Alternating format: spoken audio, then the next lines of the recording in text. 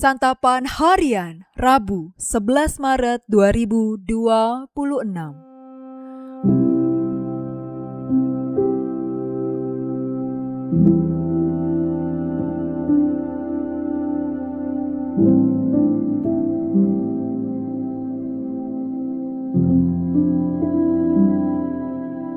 Inilah program Santapan Harian, sebuah program yang mengajak Anda menelusuri isi Alkitab, agar Anda menemukan makna firman Tuhan sesuai dengan konteksnya.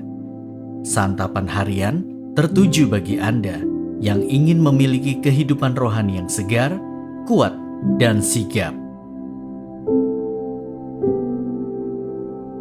Hari ini kita akan membaca Yosua pasalnya yang ke-24, ayat 29 hingga ayatnya yang ke-33. Namun sebelumnya, mari kita berdoa. Allah Sang Cinta, izinkanlah kami saat ini untuk membaca, mendengar, dan merenungkan firman-Mu yang membimbing hidup kami. Di dalam Kristus Yesus kami memohon. Amin. Yosua 24 ayat 29 sampai 33. Sesudah peristiwa-peristiwa itu, Yosua bin Nun hamba Tuhan itu meninggal dalam usia 110 tahun. Lalu ia dikuburkan di daerah milik pusakanya, di Timnat Serah di pegunungan Efraim di sebelah utara Gunung Gaas. Orang Israel beribadah kepada Tuhan semasa hidup Yosua dan para tua-tua yang hidup lebih lama daripada Yosua, serta mengalami semua perbuatan yang dilakukan Tuhan bagi orang Israel. Tulang-tulang Yusuf yang dibawa orang Israel dari Mesir, mereka kuburkan di Sikem, di tanah milik yang dibeli Yakub dengan harga 100 kesita dari anak-anak Hemor, ayah Sikem, dan yang ditentukan bagi Bani Yusuf menjadi milik pusaka mereka. Kemudian Eleazar bin Harun meninggal dan dikuburkan di bukit yang diberikan kepada Pinehas anaknya, di pegunungan Efraim.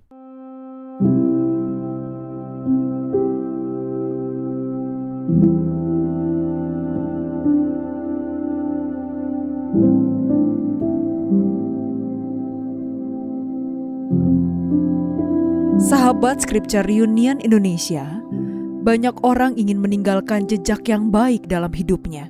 Dan pada umumnya orang ingin dikenang sebagai orang sukses dan meninggalkan harta yang dapat menjamin kehidupan keturunannya. Apakah kita pernah berpikir untuk meninggalkan jejak iman dan spiritualitas yang menginspirasi generasi setelah kita? Meski Yosua telah mengikut Tuhan dan melayani jauh sebelum menjadi pemimpin bangsa Israel, dapat dikatakan bahwa ia mulai menapaki jejak kepemimpinannya ketika ia dipilih Tuhan menggantikan Musa. Yosua memulai kepemimpinannya dalam situasi yang sangat mustahil untuk memimpin bangsa Israel memasuki tanah Kanaan.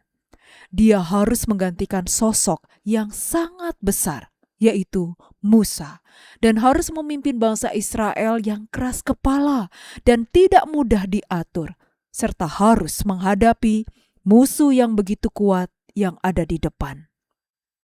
Secara manusia, Yosua takut dan gentar sehingga berulang kali Tuhan memberikan kekuatan.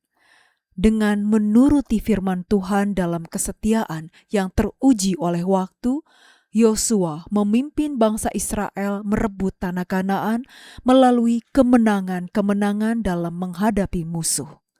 Jejak kesetiaan Yosua ini diikuti oleh bangsa Israel yang berkomitmen untuk berpaut pada Tuhan dan tidak akan meninggalkannya.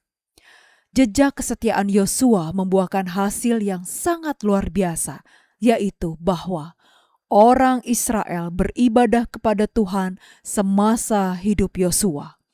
Hal itu tidak hanya menunjukkan penghormatan kepada Tuhan, tetapi juga kepada Yosua, hamba-Nya yang setia. Yosua meninggalkan dunia ini dengan jejak yang baik, yaitu meletakkan dasar-dasar iman dan melayani hanya kepada Tuhan sampai akhir. Sekarang, jejak apa yang akan kita tinggalkan kelak? Bagaimanapun kita memulai iman dan pelayanan kepada Tuhan, biarlah kita mengakhirinya sama seperti hamba-Nya, Yosua, Apapun tantangannya, biarlah kita setia dan taat sampai akhir. Biarlah pada akhir hidup kita, Tuhan menyambut kita sebagai hamba yang baik dan setia. Mari kita berdoa. Ya Allah, di tengah berbagai tantangan hidup, mampukanlah kami berjalan dengan iman, meninggalkan jejak yang baik melalui kasih dan ketaatan. Kuatkan kami untuk tetap setia dan taat sampai akhir, agar hidup kami menjadi kesaksian yang memuliakan nama-Mu. Di dalam nama-Mu, Kristus Yesus, kami berdoa. Amin.